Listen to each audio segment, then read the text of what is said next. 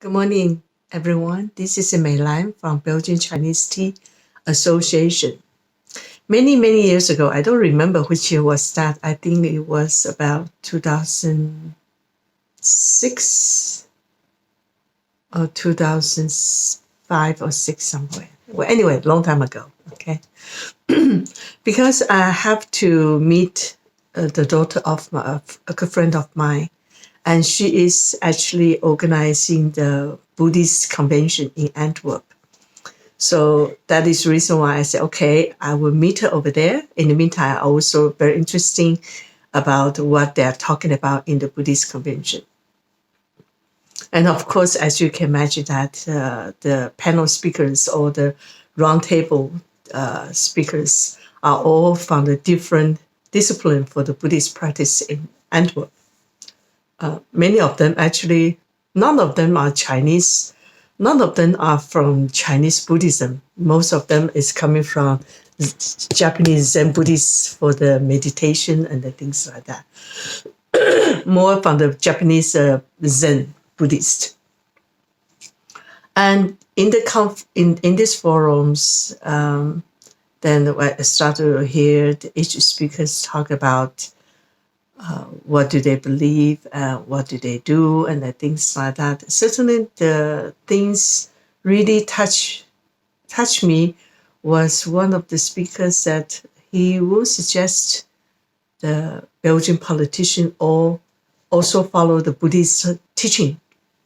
Okay, they should have some Buddhist in the political environment. At that moment, when I heard this, I said, "Oh my God, not this one, please." And then at the end of the panel speaking, we have a chance to ask questions. And Mei Lai is always in every conference or in any meeting. I was always the first one raise my hand and bring up to ask questions, to bring out my thinking and the questions to the panel.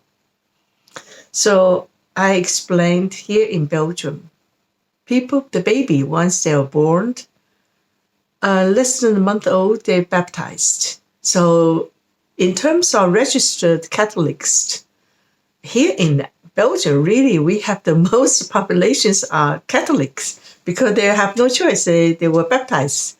They were able to realize anything less than a month old or just 1 month old. So I said, but in terms of come to the true believers, based on the populations who are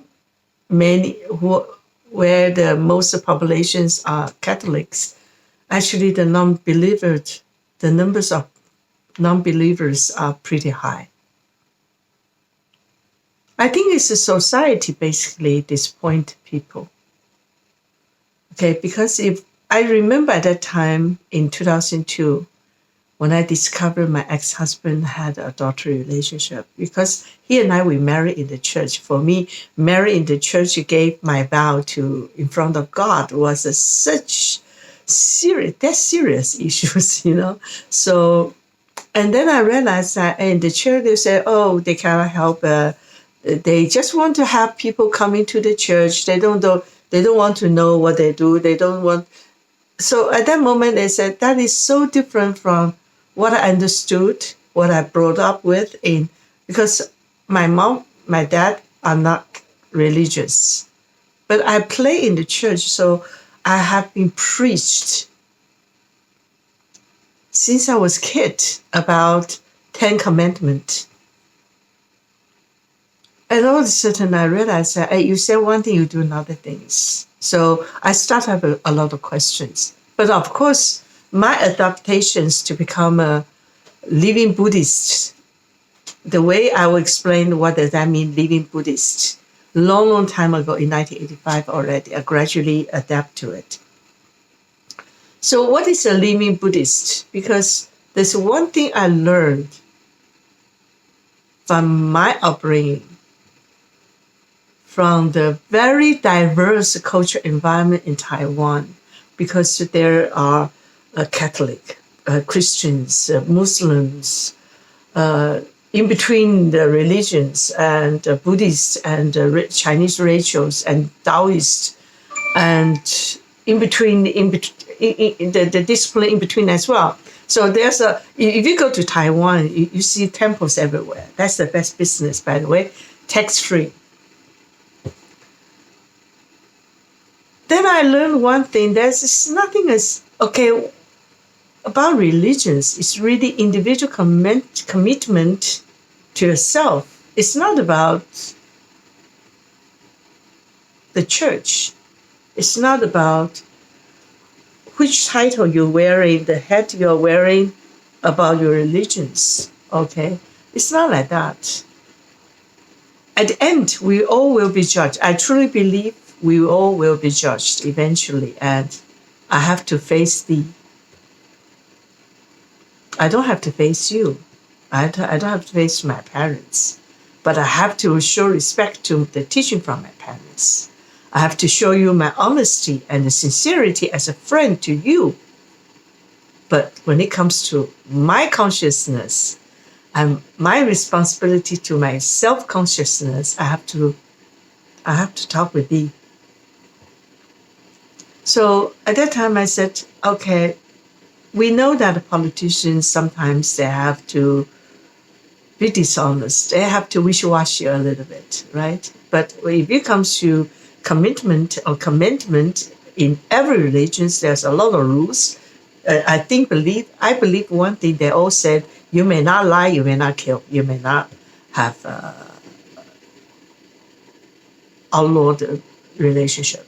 Anyway, with all religion, I believe they say the same thing in the different language. That's all. So I said, okay, if we see what's happening in Belgium, a lot of kids learned religion, follow the religious courses in the primary school already.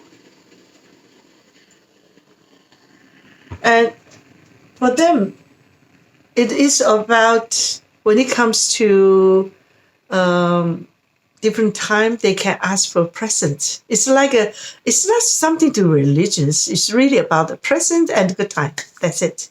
And they have a good score. That's it. They don't really believe in it. And I said, for our society, what we need to restore is the human value across diversity. We need to build a harmony together. We need to build a human with each other that goes beyond religions. So if we, again, they impose religious teaching in the school, and then eventually people say, yeah, you say one thing, you do another thing, we disbelieve. Then what happened then? So I raised my question, and of course the panel speakers, they start to explain and things like that. I did not say anything afterward. And after the conference, after the forum, a Buddhist monk from the Sri Lanka, I believe, and a Belgian Zen Buddhist monk, a friend of mine, said, Milan, come over. I said, okay. He said, well, you asked a very good question, but I don't think they understand. And because they did not answer your question, I said, whether they understand or not, when I ask question to others, actually, I don't mean question to others. I ask myself, as a mother, as a woman, what kind of thing I should pay attention to. Okay, so whether they have the answer or not, that is not my issue, because they have to find the answer themselves. I hope they do, but if they don't, that's c'est la vie.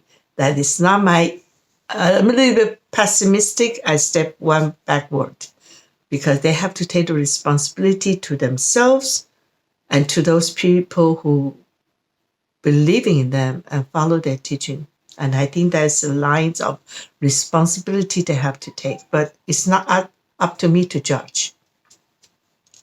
And all of a sudden my friend asked me, but Melan, you're Catholic, right? I said, yeah. So you're half Catholic and you're half Buddhist or what? I said, there's no half-half. Okay? When it comes to religions, that is my choice, because religions was my choice. But adaptations to become a living Buddhist is my choice as well. What does that mean? That means I follow the teaching from Chinese Buddhism. Chinese Buddhism actually not only about the Buddhism itself, it's also integrate with the philosophy from the Taoist and also the discipline teaching, moral teaching from the Confucianism, and also some respect to the nature spirit from the Chinese traditional ritual. So they actually can go together in the past. So, and I feel fine with it. So I follow the wisdom from the Chinese Buddhism because that integrate with the Taoism, Confucianist teaching, and also respect to the natures, and most important, go back to yourself. And I feel fine with it. I live based on that one. Do I have to become a Buddhist with the monks? No. No. It's about how do I choose to live, to face myself. That is the reason why I called myself a living Buddhist. Okay, I don't preach Buddhism, I just live. And I'm going to share with you one of the teaching is very important between the parents and children. Very, very good, a very wise Zen master in Taiwan who founded Buddhist drums discipline and also the Buddhist university as well. He invests a lot of energy and efforts in education.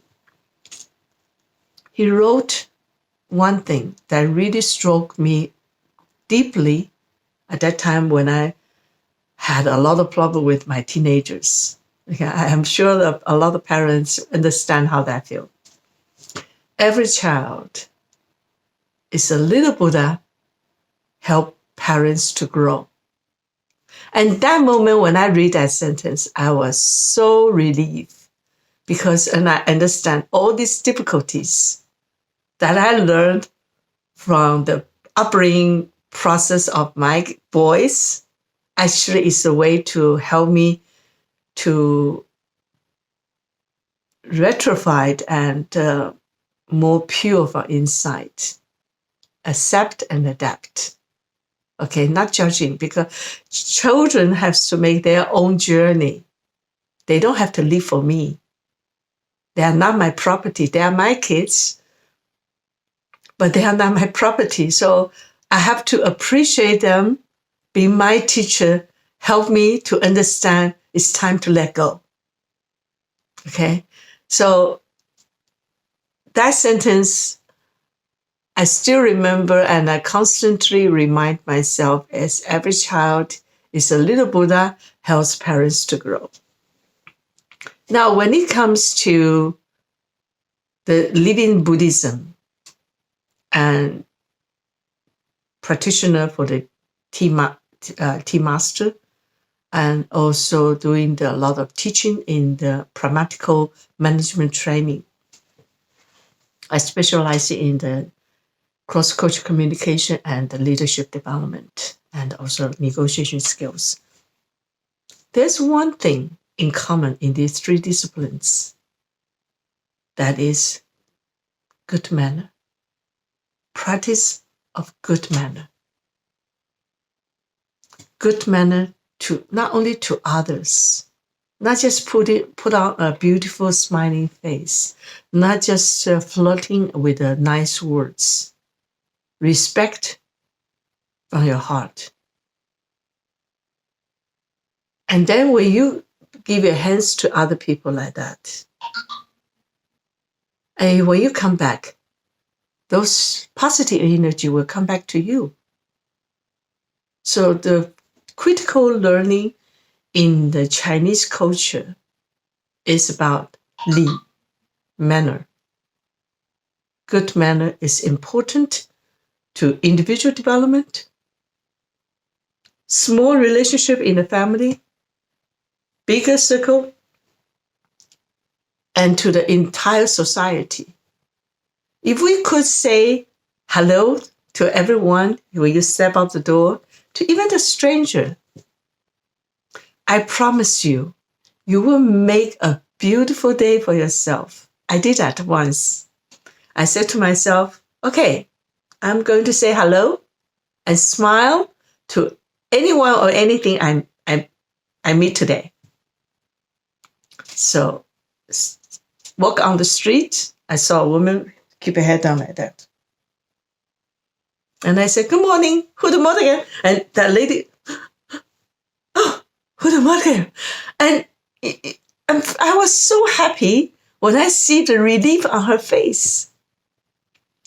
And when I see, most of the time working on the streets, certainly after the children gone to school or the people gone to work, and only the people like me, okay, I have more time doing the shopping during the day. And you will see the elderly, you will see a lot of people, strangers walking on the street. And at that day, I had such a wonderful energy that day, just because I say hello to everyone. But then when I just mentioned anything, right, I saw a big pigeon, a very, very fat pigeon.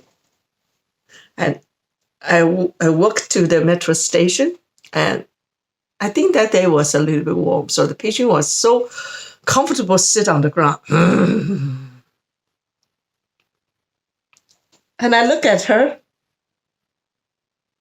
I said, Guten Morgen, ich bin Chinese.